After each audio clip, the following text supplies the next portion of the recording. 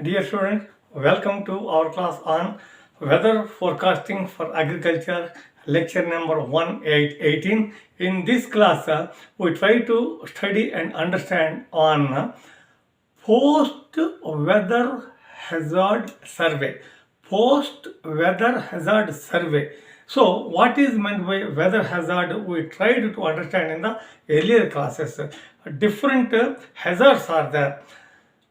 We start with usually heavy rainfall or heavy snow, then a squall or a thunderstorm or lightning. Okay, a combination of these, and sea rise, and of course heat waves, cold waves, fog. So these are the events usually we classify under the hazards.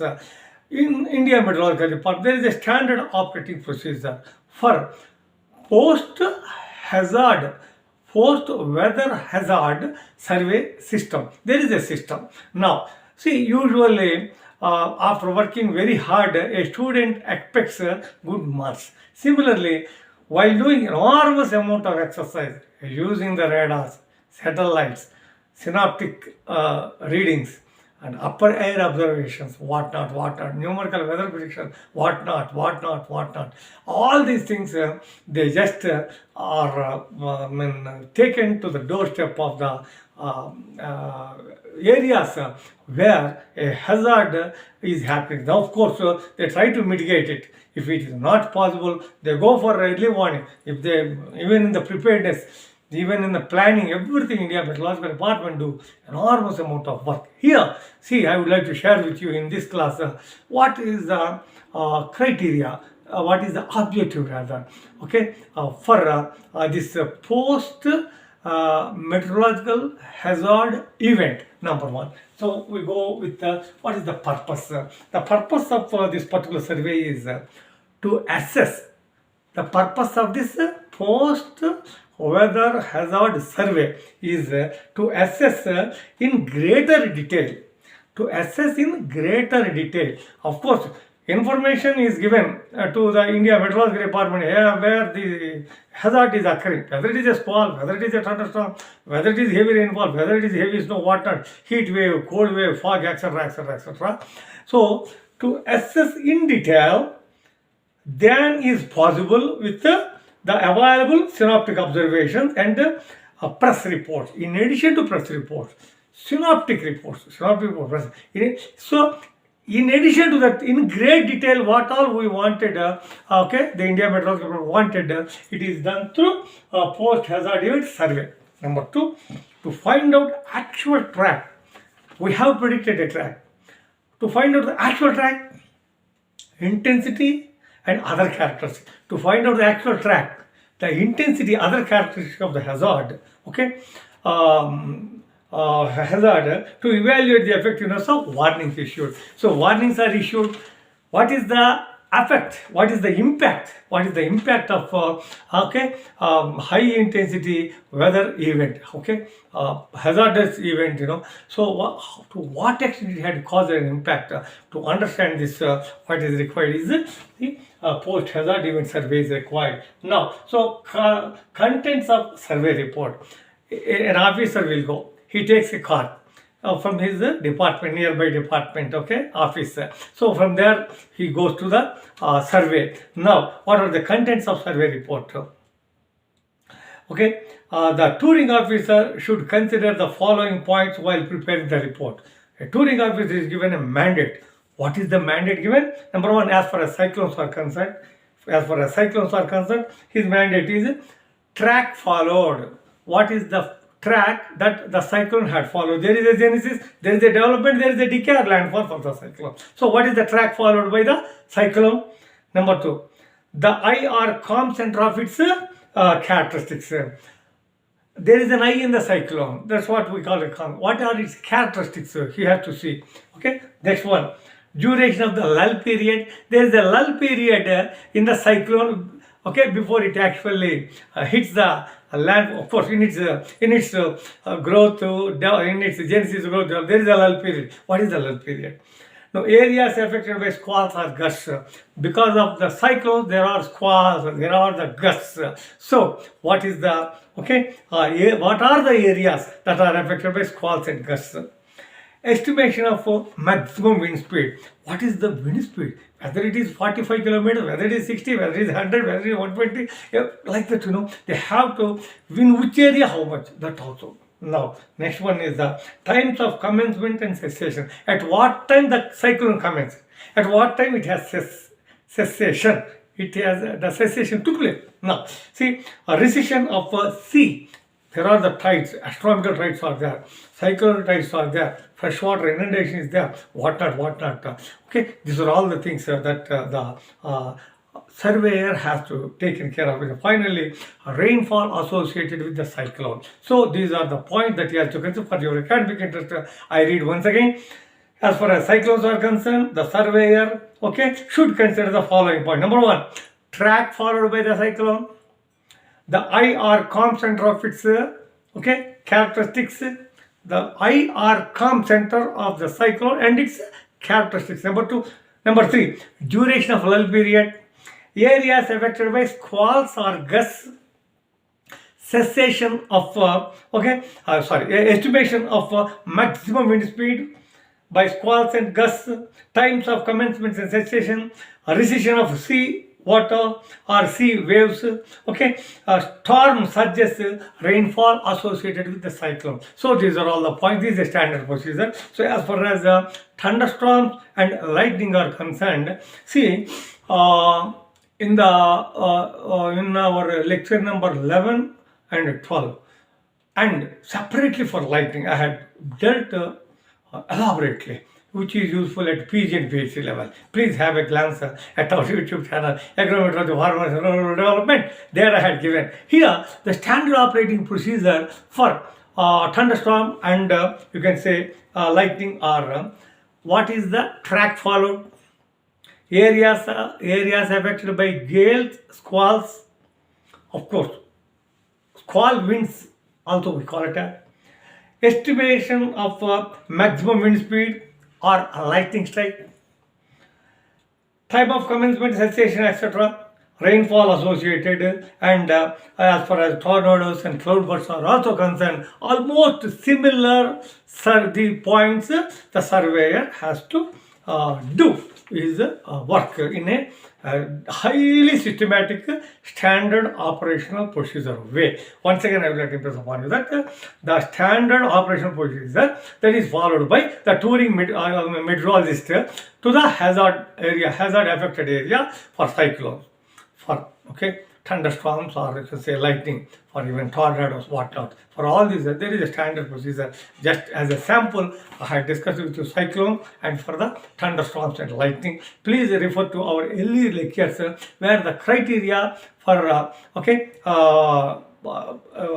criteria for classification, each hazard I had given elaborately. Then now let us go to the other points to consider by the touring officer.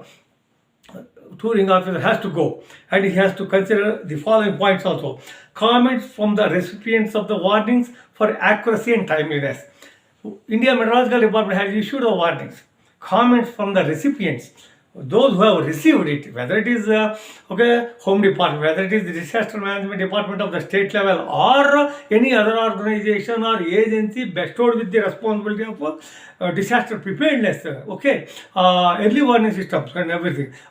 So first he has to take the comments from the recipients of the warnings issued by the India Meteorological Department, suggestions and improvements for warning and water the suggestion. Please sir, give me suggestions. How we can improve our services, recorded observation from other organizations if any. In addition to India Meteorological Department, maybe National Remote Sensing Agency, maybe space application centers, maybe agricultural universities, maybe traditional universities where oceanography, meteorology or environment departments are there, they also record it. So if any things are there, that information also the touring officer has to collect it and then keep it with him officially. And finally, the photographs of any event, multi-hazard event, if any collected by any individuals, even is an interesting thing to be collected by the touring officer. So damage to be assessed in great detail. The damage has to be assessed in great detail. So what are the points? How to assess the damage? Only few points I would like to share with you. Number one, directions of bent poles. If electric poles are there, bent electric poles. Direction, from which direction? Direction of fallen tree, from which direction the tree has fallen. Direction of the wind, predominant wind. Okay, details of damage to buildings, in which sites the buildings are damaged, height of water level, and casualties. Casualties not only in terms of animals, but also if any human loss is there, he has to detail. Once again, I will like to impress upon you that damage to be assessed in great detail include directions of the bent poles, direction of fallen trees, direction of wind, details of damage to buildings, height of water level, and casualties, etc., etc. in detail he has to collect. And the height of extension of storm surge for cyclones. Okay, what is the height of storm surge? He has to take information. If there is inundation due to storm surge, if any inundation due to storm surge is there, this bit will come. Please write, please write, please write. Storm surge, STORM, storm surge is equal to total water level minus astronomical tides, waves, and freshwater input. Once again, I will like to repeat, twice I will repeat. Storm surge, total water level minus 3 astronomical tides, waves, freshwater input. Then we get the storm surge. That information also the touring officer has to take. Of course, he has to carry with him video. Spare cameras, smartphones, some photographer also he can hire. So interviewing local people who had experienced high intensity weather event.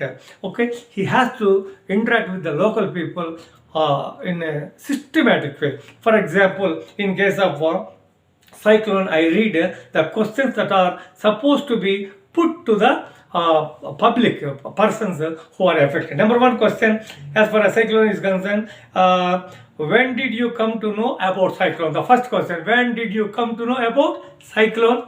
Second question, when did wind start to increase? When did the wind start to increase? Third one, when did rainfall start? When did rainfall start? Actual rainfall. What was the wind speed you have noticed? What was the wind speed you have noticed? How long did the gale wind continue? For how much of time the gale wind continue? When did you get IMD forecast and warnings for this cyclone? When did you get the cyclone warning from IMD for this particular cyclone? Have you ever noticed the sudden marked changes of the weather phenomena? When did you, whether you have noticed there is a lull period for the cyclone? Did you notice it like that? How did the direction of wind change? From which direction to which direction the wind change? When did you, for date and time, when did you first notice the water entering your village or neighboring villages? Could you please tell us when water reached its maximum height? When water reached its maximum height? What is your estimate of maximum height? In your opinion, how much? 1 feet, 2 feet, or 4 feet, like that? How much damage occurred in your area? Is there any death of human or animal reported?